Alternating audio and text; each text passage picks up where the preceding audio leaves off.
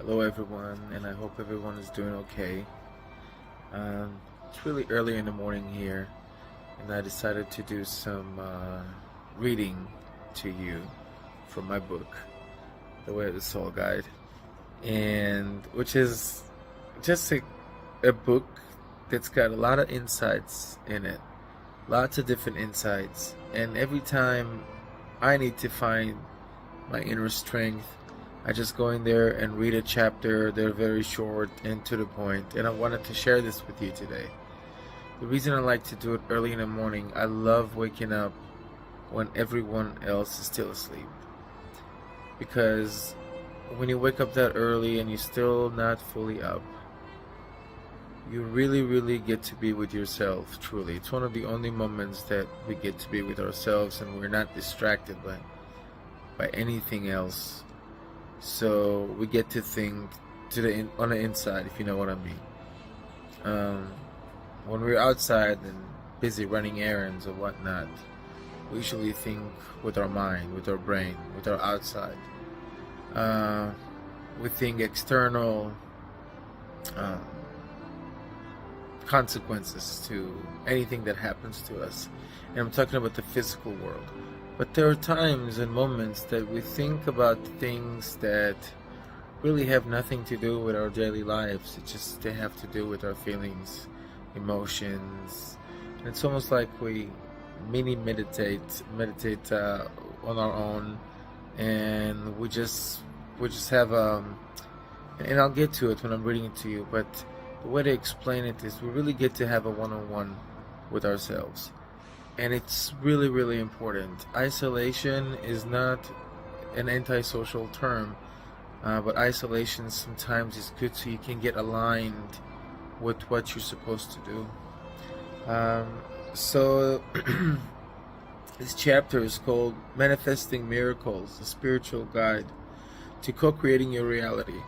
For those of you who follow me, you know that I always tell you that you can manifest your reality. You can create miracles in your life. And I don't know it because I read it somewhere, and I don't know it because it's a belief of mine. No, I know it because I do it. I do it daily. I live a life of miracles. I let myself manifest my everyday moments. And of course, though I don't know the future, and I can't really, nobody does, but at the same time, I manifest my future. Think about that. If your life journey, if your soul journey was like a trail, but before that, the trail was covered with leaves and debris and branches that you don't even see a trail. And imagine that you can do such hard work and face challenges and whatnot, and that process is equivalent to you sweeping off everything on that trail, cleaning off, removing everything on that trail, so you finally see the trail. So if before I thought that I am in charge of my destiny, or I'm in charge of everything that this world has to offer on the spiritual level, that I am the main boss, that I can change, that I can hurt, that I can feel that everything is about me, that I can have ego, this is where we get stuck. This is where we get confused. This is when we don't follow our path. But when we take a seat back to the passenger side and look out the window and trust who's driving and have our arms free, or we can daydream, we get all that stuff applies to this world. We can manifest if we allow ourselves to be in the right conditions to manifest. And it's not something that's going to come to your life from the outside in. You have to remember, manifesting and growing and ascending is a process that starts from the inside out. The outside can influence your inside in order for it to wake up. But don't wait for miracles to come to your life. Manifest your miracles. Okay, I'm going to repeat myself. Don't wait for the miracles. They don't come because you're on some sort of a waiting list. You have to manifest the miracle. You have to create it with yourself, with your soul, with one of your most precious superpowers, the power of manifestation. When people say that we are in God's image, and we're supposed to look like God or be like God. It's not just our qualities, that we're compassionate and merciful, and sometimes, and we're loving and we're caring, and we have head and shoulders and arms and legs, and so does God. That's not about that. It's about our power, our ability to manifest, to create, and to be able to shape reality. So I'm going to start again. The chapter is called Manifesting Miracles, a spiritual guide to co-creating your reality. As an old soul with a deep connection to the spiritual realm, and again, you have to, just like in real life, if you hang around one place for so long and every day, and let's just say that's your job place and you're a security guard and you have to patrol 5 times per shift, you probably will know after a few years everything about that location. So the same thing here, when you are surrounding yourself with the spiritual realm, and that's what I do, I'm just surrounding myself with that, and it gives you knowledge. We all have that ability to get that knowledge. All you have to do is to surround yourself with that spiritual realm. I've come to understand that the process of manifesting involves aligning our thoughts, emotions, and I spoke about emotions a lot recently, and actions with our desired outcome. When we do this with a spiritual focus, and it's important, spiritual focus is not doing something, praying, manifesting, and then waiting to see if it works. That's not spiritual focus. That's spiritual in focus.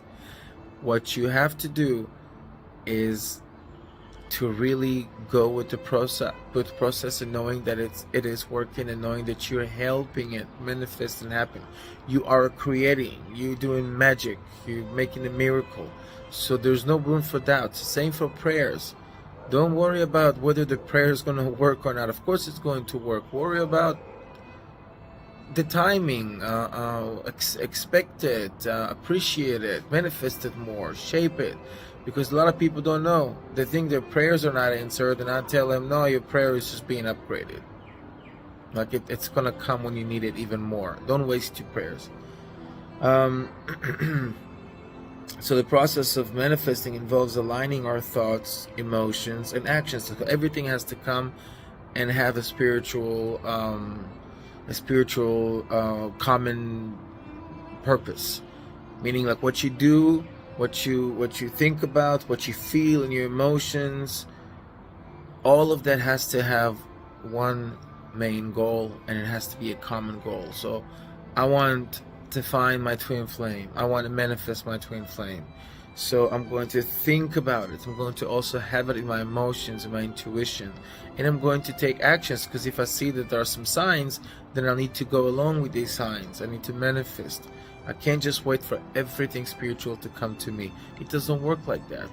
We are in a physical world. We have to go outside of our element in order to meet halfway these miracles, these angels, these prayers, and etc., etc. So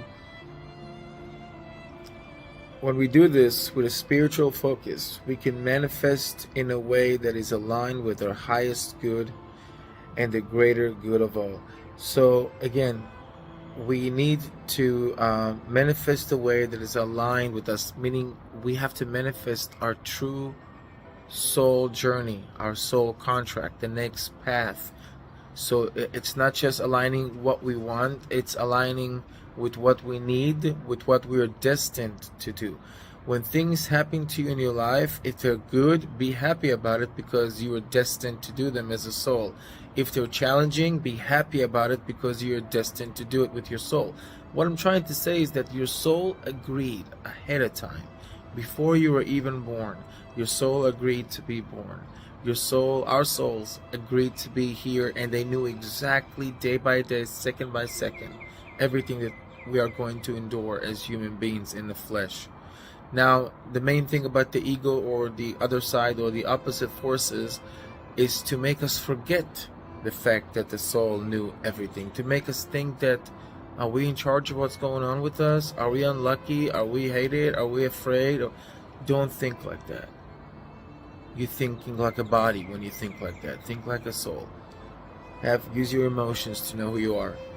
So I can't read you the whole chapter because I don't think I have enough storage on my phone for that, and it's already giving me indications, but it's going to be what it's meant to be, and I can continue always later.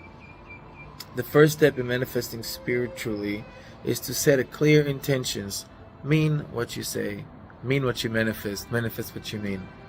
Just like the words, mean what you say and say what you mean. Mean what you manifest and manifest what you mean. Okay, that's clear intentions. This means knowing exactly what you want to manifest and being specific about the details. It is important to focus on the positive aspects of your desire and to phrase your intentions in a way that feels empowering and uplifting. Get into it. Be excited. When you tell somebody I love you for the first time, if you meet someone and you fall in love, and there's always that first time that you admit that you love them. We all remember that moment, right? Whether it was true love or not, it does not matter. But we felt it at the time. So that moment when we get these butterflies in my stomach and we want to see something that we mean, and if sometimes we apologize for something we know we did wrong and we mean it, it comes from the inside. The same system, the same force has to be used on when you manifest, when you want something to happen in your life, something that you always see in your head happening. And note, if you see your life being a happy life, if you see your life being a life of success, if you see your life being a life of love and everything you dreamed about, that means it's supposed to happen. It just means your soul knows what's the next step, and you have to take the physical actions and the spiritual actions to make it happen. So it is important to focus on a positive aspect of your desire and to phrase your intention in a way that feels empowering and uplifting. You got to get into this almost like in spiritual ecstasy of manifestations. Once you have set your intentions, the next step is to align your thoughts and emotions with your desired outcome. Like I told you before, have all three, thoughts, emotions, and actions, aligned around the same thing you want to manifest. This means focusing on what you want to create rather than what you want to avoid, right? It also means cultivating a positive mindset and holding the belief that your desire is possible. It's the same thing. I'm trying to say that you really treat it seriously. Treat it like you know it's working. It's not like, okay, let's try to do this. A lot of people like, I'm trying a lot of spiritual things to see if I can find my soul path. What do you mean you're trying? You have to know and believe and do it 100% from your heart. You don't try to be in a romantic or in a marriage. You believe in the marriage.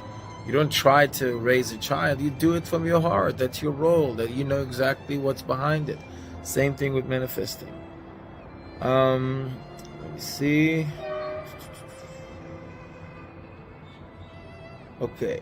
One powerful way to align your thoughts and emotions with your desired outcome is through visualization. So what's to visualize? Visualization is to really see exactly what you want happening.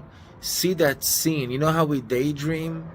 What's daydream? It's seeing us in the situations that we just manifest in our head, or we're thinking about, okay, I'm going to get my driver's license in a week and I'm excited to drive for the first time. So we daydream, we see that moment, or we have a big vacation coming up. A lot of us were always in one point in our lives, we're excited for a big vacation or a big move. And way prior to that, we're starting to manifest that move. We started to think about it, to visualize it, right? So visualization is to pretty much just seeing the manifested event exactly how you want it to look, or exactly how it's meant to look. So it's really, really important. Let's see where I am. Take a few moments each day to imagine yourself already experiencing your desired outcomes. Like I said, and I said it in the book here in a very, very, very clear, simple words. Use all your senses to create a vivid and compelling mental picture. Allow yourself to feel the emotions associated with your desired outcome, such as joy, gratitude, and fulfillment. That's one way to manifest. And at the same time, and I have to tell people, if you your thoughts, your emotions, and your actions are negative, you're going to manifest negative in your life. If you're depressed, if you have no hope, if you're confused, if you're afraid, you're going to do the same manifestation, but instead of a good, happy manifestation, you got to get yourself more spiritually trapped. Another important aspect of manifesting spiritually is taking inspired action. That means taking actions that is aligned with your desired outcome and that feels inspired or guided by your intuition. This may involve taking a small step towards your goal or making biggest changes in your life to align with your vision. So it's pretty much saying, okay, you want the spiritual manifestation, take some physical steps, do something on the physical to help it, because I told you it's emotions, it's thoughts, yeah, visualization, and it's also actions we have to take. In addition to setting intentions, aligning thoughts and emotions, and taking inspired action, it is also important to release any blocks. I told you, don't have any doubt, don't have any fear, or the limit beliefs that may be holding you back from manifesting your desired outcome. This may involve practice such as meditation, journaling, or energy work to clear away any negative or stagnant energy. Finally, it is important to trust in the process of manifestation and to surrender. It's a very big, important word, to surrender to the divine timing and plan. Just because it hasn't happened yet, it doesn't mean it's not coming, and you have to remember that. This means letting go of attachment to specific outcomes and trusting that the universe will bring you exactly what you need and when you need it. In conclusion, manifesting spiritually involves aligning our thoughts, emotions, and actions with our desired outcome in a way that is aligned with our higher good and the greater good of all. Also, the collective good is important here. This involves setting clear intentions, aligning thoughts and emotions, taking inspired actions, releasing blocks, and limiting beliefs, trusting in a divine plan. By following these steps and practicing regularly, you can manifest your desires in a way that it is aligned with your spiritual path and purpose, meaning you live your purpose. Thank you everyone for watching and listening.